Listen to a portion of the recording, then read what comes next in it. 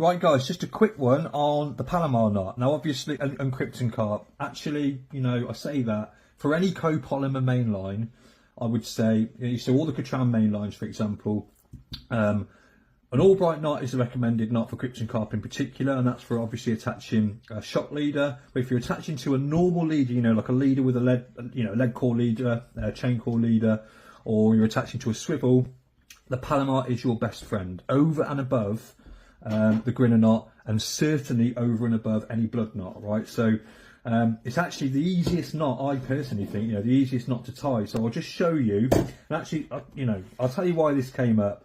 A gentleman has recently commented saying that you might struggle getting the Palomar through a really small loop, which I kind of understand, to be honest, thinking about it, but I thought I'd just show you guys how I do it. Now, that is about 5 mil in diameter. That's the Katran tool there.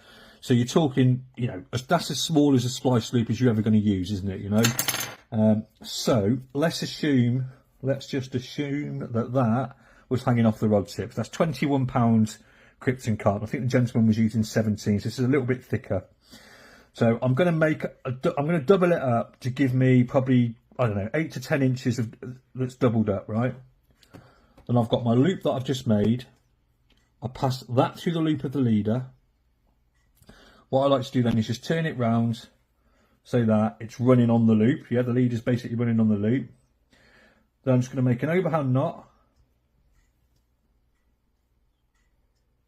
like so.